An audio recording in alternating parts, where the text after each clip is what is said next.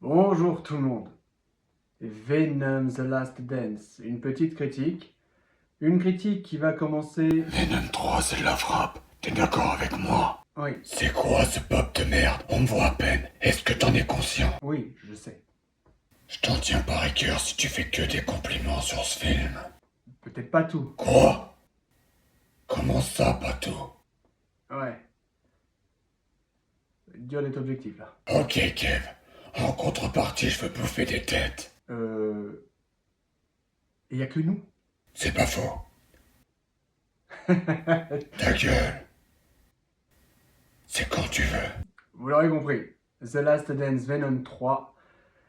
Avec, bon, on va taper la distrie, après je vous fais un petit résumé qui va se vouloir assez court comme d'hab, surtout sur les films de super-héros où le moindre schmilblick va donner des conséquences énormes, et mon ressenti derrière. Tout début, forcément, Tom Hardy pour Venom, on a Judo Temple pour le docteur Teddy Payne, et Rhys Ifans pour Martin Moon. On a également Monsieur Ejiofor pour le commandant Strickland et Andy Serkis. Vous voyez la tête, peut-être qu'elle vous dit rien. Alors je vais le dire, il joue Knoll. Si elle ne vous parle pas, elle vous parlera sous un autre aspect que je vais balancer juste après cette phrase. Pas que je me plante. Stupide bijouflu, ça les abîme. Eh oui, Gollum. Donc, on va voir l'impact apparemment, d'un super méchant que je connaissais pas. Alors, ça me fait rire parce qu'il y a eu beaucoup d'attentes à travers ce personnage. Je vais en parler. Je vais en parler en partie spoil parce que là, ce serait un petit peu gâcher la fête. Ce serait gâcher la fête. Maintenant, il est question de mon ressenti. Mon ressenti. Mon ressenti. Eddie et Venom sont en cavale, pourchassés par leurs semblables. Halluciné, qu'il dit. Petit bémol, je suis pas tout à fait d'accord avec eux. Alors, que Eddie soit pourchassé par les humains, oui, c'est des semblables. Pour Venom, c'est effectivement une race extraterrestre. On apprendra aussi, bon ça c'est pas un spoil de ouf, c'est vrai qu'ils le disent au début du film, on n'est pas censé le savoir, mais il a été créé par Knoll. Donc en fait, il y a beaucoup de races extraterrestres qui ont été créées par lui. Mais c'est pas les mêmes. C'est un symbiote, Venom. L'autre, c'est un exophage. Ça n'a aucun impact. Je veux dire, vous savez le nom. Oh, mais qu'est-ce qu'il nous a dit? Putain, il nous a spoilé la fin, ce bâtard. Non, rien à voir. Honnêtement, c'est pas la même.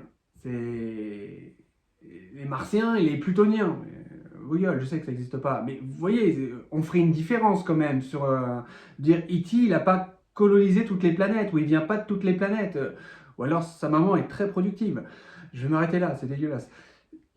Donc, c'est pas les mêmes. Halluciné, bon, t'as trouvé une petite excuse à 2 balles. Pas faux. Le fait est que l'étau va se resserrer et les deux vont devoir prendre une décision. Ce qui va forcément mettre fin à l'aventure d'Eddie et Venom. Et honnêtement, pas mal, pas mal. Pas sans sas, pas sans sas. J'ai encore une petite préférence pour le 1. Le 2, pour moi, était un carnage. Oui, on peut le dire. Pas mal. Il y a des erreurs. Je peux pas le dire. Il y a des erreurs un petit peu bizarres. Vraiment bizarres. Dis-le qui a voulu te faire ta gonzesse. Non, je peux pas le dire. Partie spoil. Bah oui, comme tout le monde. Et t'as qu'à lire dans ma tête. Il y a le cheval. Le cheval, oui, j'en ai pas parlé, mais je vérifie. Non, il n'y a rien. Il n'y a rien. Parce qu'on le voit dans les 2 bandes annonces, on a l'impression qu'il est ultra important, pas tant que ça.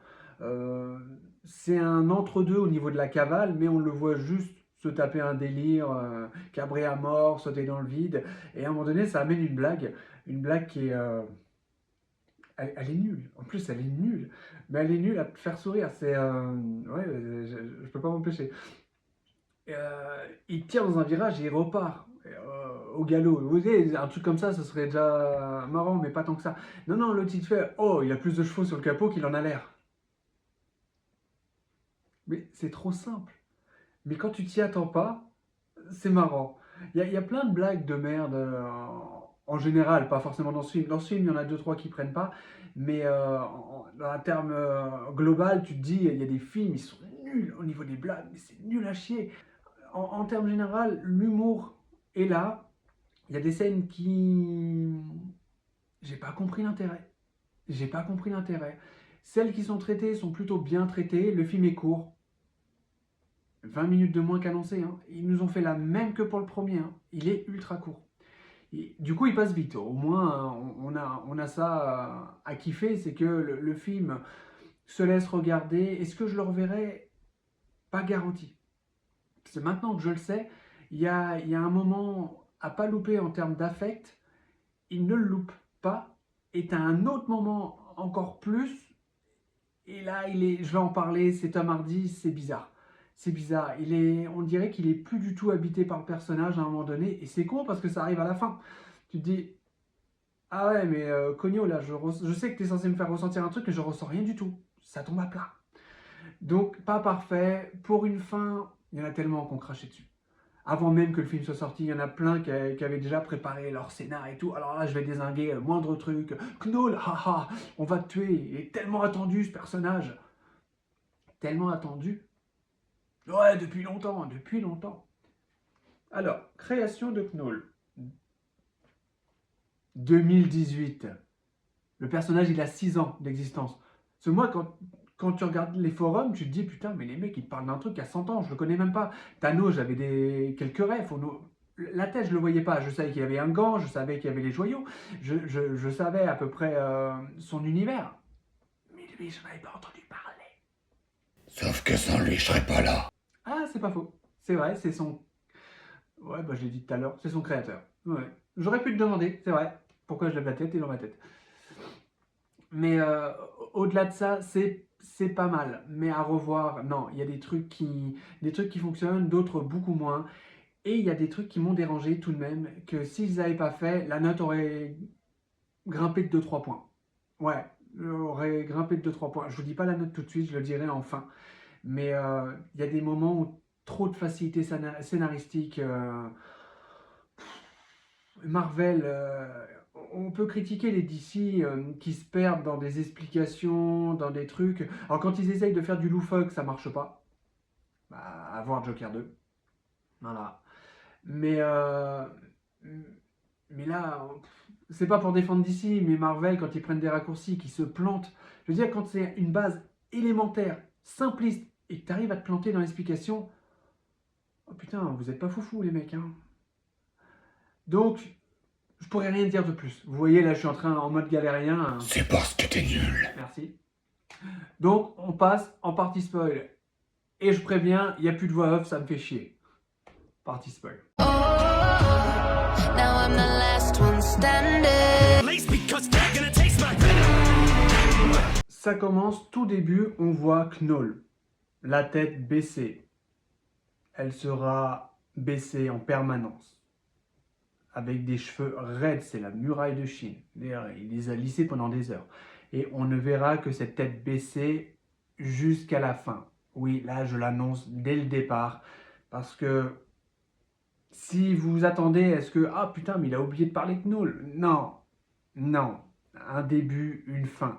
Et la fin va être d'un ridicule. Un ridicule selon l'explication. Alors, ce que je voulais dire au départ, déjà... Alors, dur de mettre en place, je leur en veux qu'à moitié. Ils nous disent dans le truc que Knoll va envoyer les bestiaux, les exophages, pour tuer les symbiotes, et notamment, surtout, Venom et Eddie, parce qu'à la mort d'Eddie, c'est ce que je voulais dire tout à l'heure, à la mort d'Eddie, il y a un codex. Voilà, en eux, ça s'est ouvert. C'est un peu comme un vortex pour Knoll pour se libérer de sa prison. Voilà.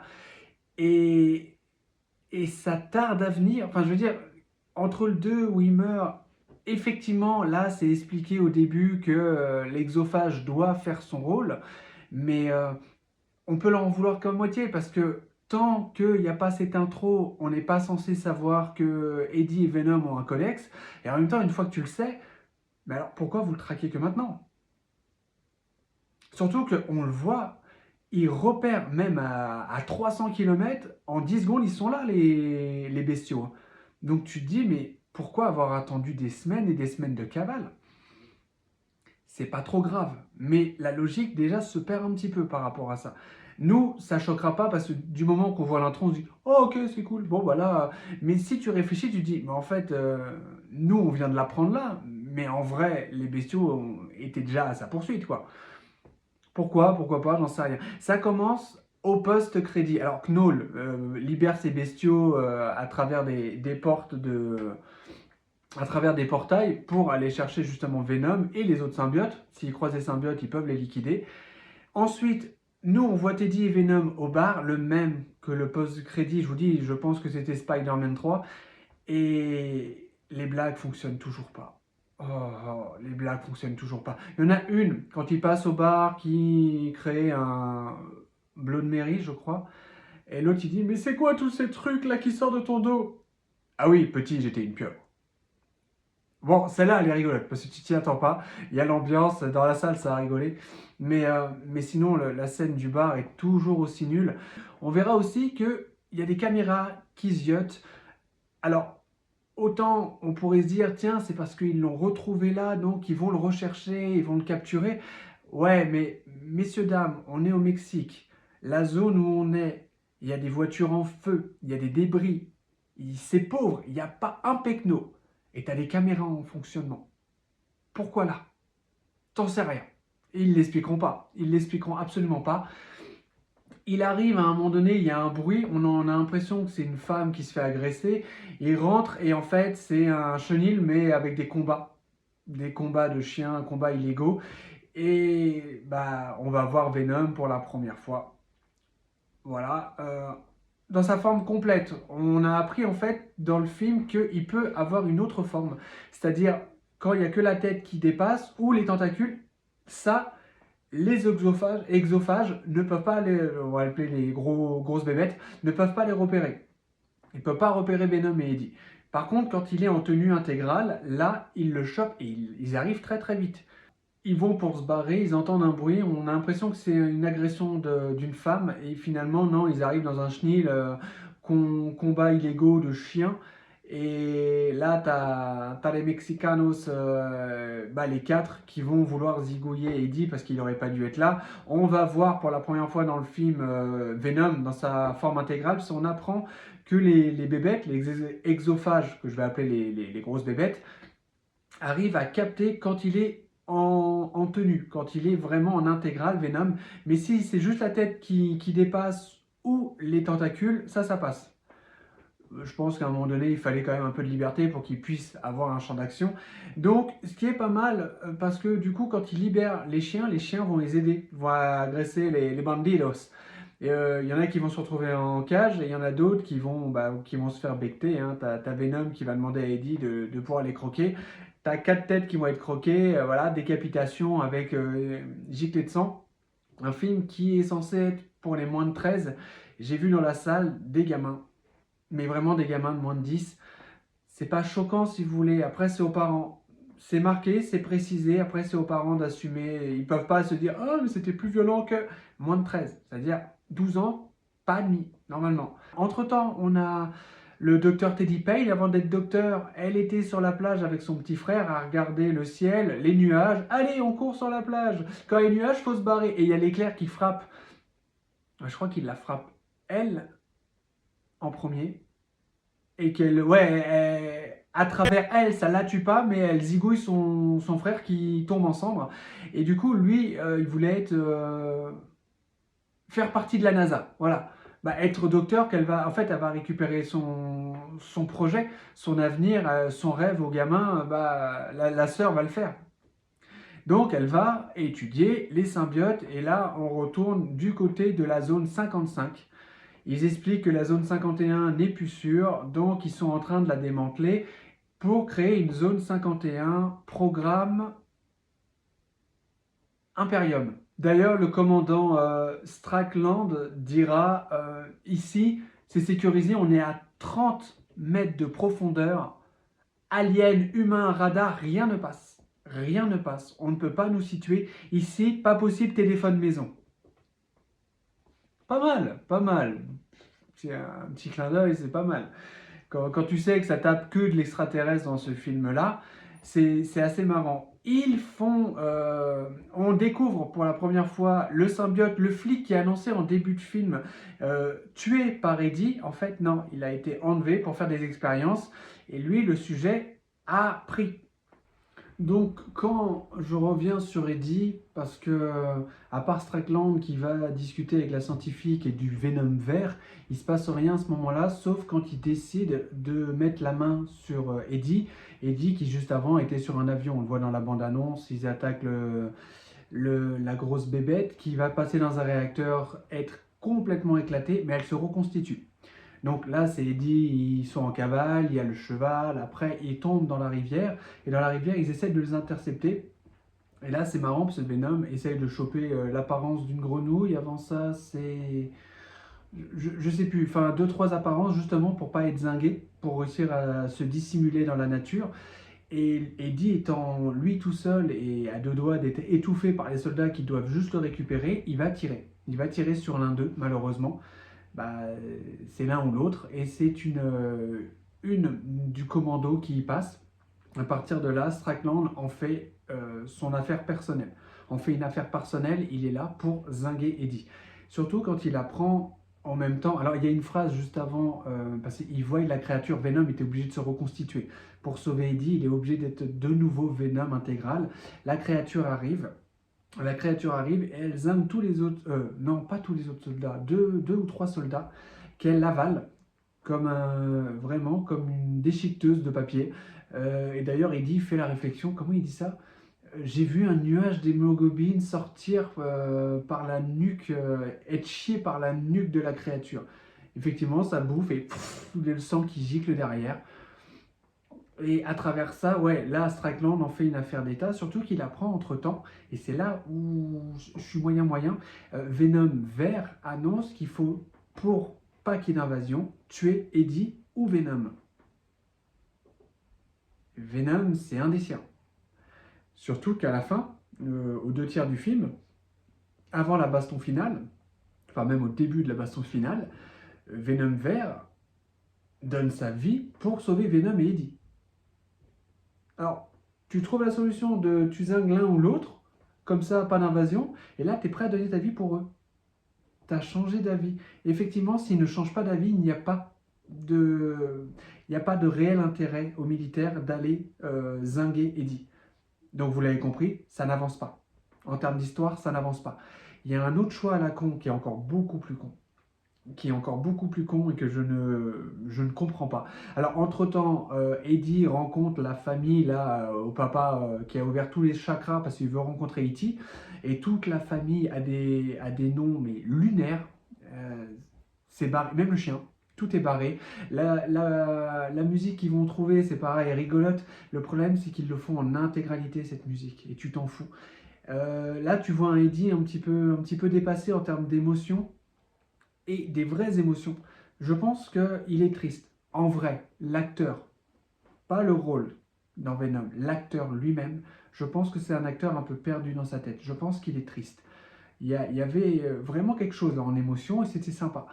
Donc il le dépose à Vegas, et là c'est un what the fuck de pourquoi. Vegas, la ville des secondes chances.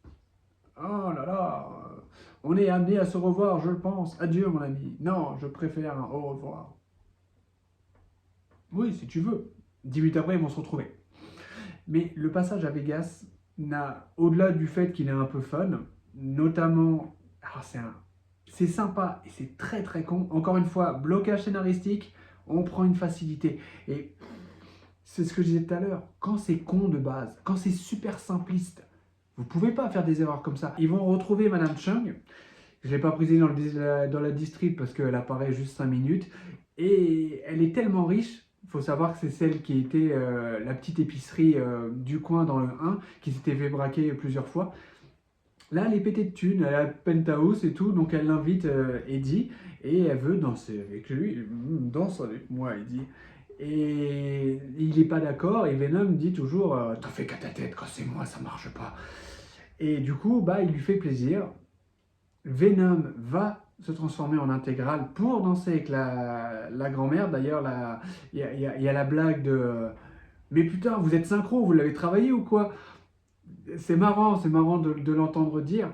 Par contre, vous l'aurez autant, la danse est super drôle, elle est super cool et bien faite, autant vous l'aurez compris. C'est Venom qui dit à Eddie, du moment où je me mets en intégrale, les bêtes me retrouvent immédiatement. Et effectivement, la bête la retrouve immédiatement et il se fout dans la merde. Il le sait.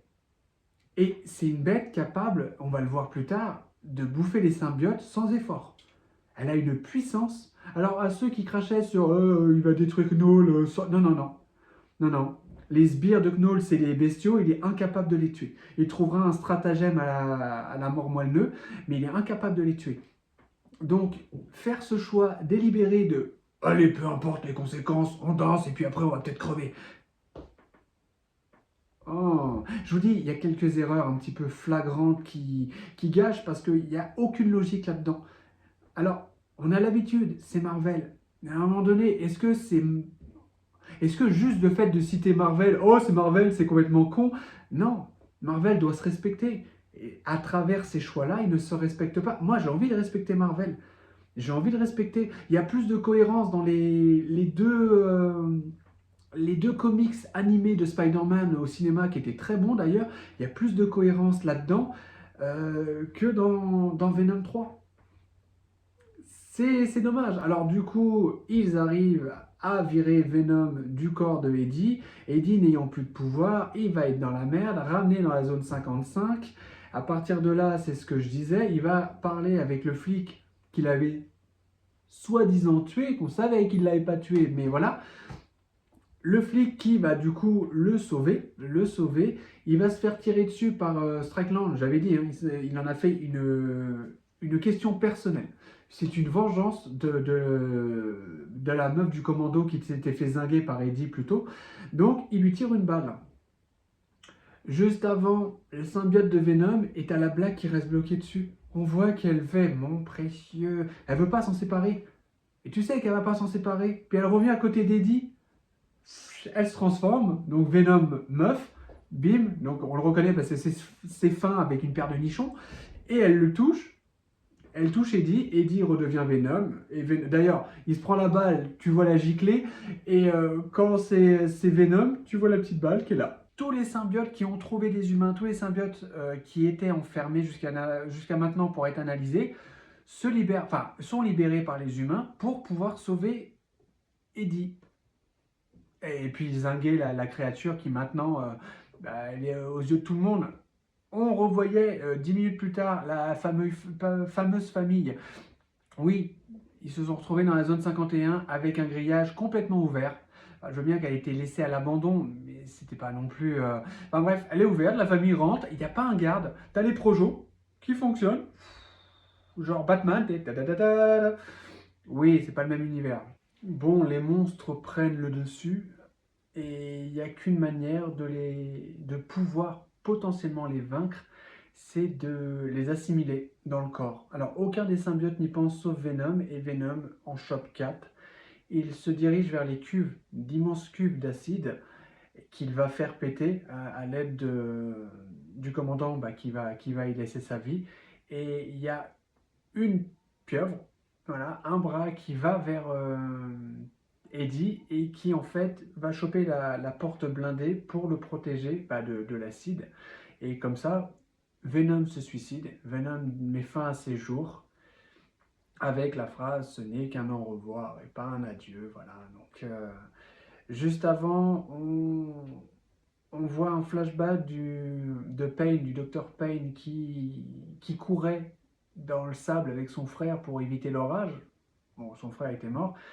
Et là, c'est la Black qui tombe et elle ne supporte pas l'idée de perdre une deuxième personne parce que c'est son acolyte, la Black, c'est sa seconde, je pense. Elle a le rose dans sa poche, le dernier symbiote qu'elle pète. Symbiote qui s'appelle Agony, avec une vitesse ahurissante. Et du coup, elle la sauve, ce qui amènera une suite. D'ailleurs, le deuxième post-crédit, c'est pour la suite, qui n'est pas très intéressant. Je parlerai plutôt de celui d'avant avec Knull. Enfin bref, Venom un petit peu avant de se suicider, dit « c'est con, j'aurais aimé voir la Statue de la Liberté ne serait-ce qu'une fois ». Et Ellie a fait ouais, « moi aussi, mais on le verra plus tard. On le verra plus tard, mon pote ». Et la toute fin se veut, bah, il va se pointer, il va regarder la Statue de la Liberté en disant « je ne t'oublierai jamais », avec une très belle musique derrière. Et j'ai presque envie de dire, le jour où Tom Hardy décédera, la musique, c'est un hommage à Venom. Bah là, c'est un hommage à lui-même, hein, finalement. Ça pourrait servir. La fin, c'est Knull. Oui, parce qu'on se doutait qu'il y aurait une suite à ça. Beaucoup auraient voulu que ça soit Teddy qui y reste, effectivement. Mais moi, j'aurais préféré que ce soit les deux. Tu peux pas récupérer Venom sans cracher sur la trilogie. Ou alors, il faut attendre 10 ans, comme la plupart. Le fait que Venom disparaisse, c'est pas mal. Mais pourquoi lui reste? Pourquoi lui reste? Et justement, le côté sensiblerie qu'il doit avoir à la fin, même quand il se réveille à l'hôpital, il dit « mais je peux pas vivre sans lui ». Waouh. Je sais ce que tu as voulu tenter de faire, j'ai rien, il n'y a pas le frisson, il n'y a rien. Post-crédit de fin, du milieu, c'est Knull qui dit « pas grave, je vais trouver un autre moyen pour m'en sortir, ce n'était pas la seule solution pour me libérer de ma prison ». Venom est mort pour rien?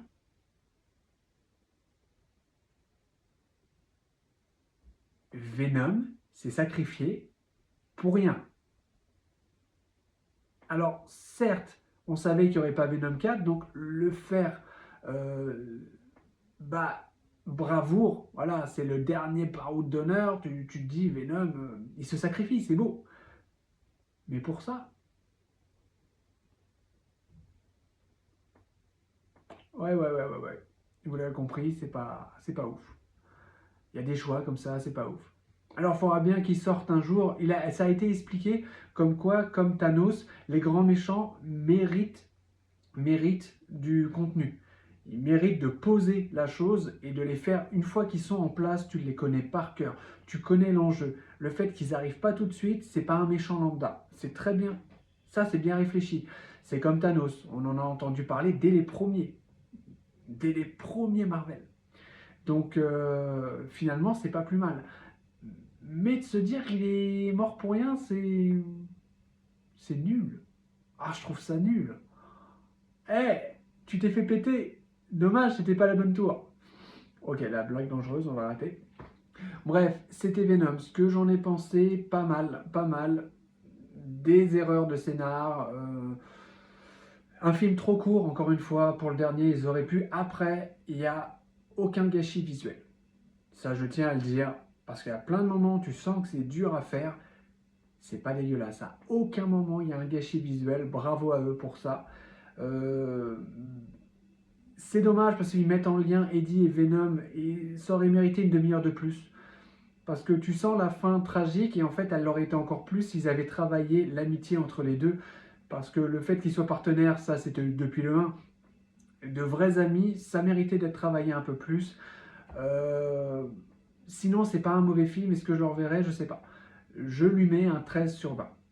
Et sans les choix à la con, il aurait eu un 15. Il aurait eu un 15 comme le premier. Sur ce, c'était The Last Dance, mon troisième et dernier film. à très vite sur 91%. C'était cool. Merci. Ciao. Screaming, dick, medicine, it, dick, like a salad bowl. Edgar Allan Poe, bedridden, should have been dead a long time ago.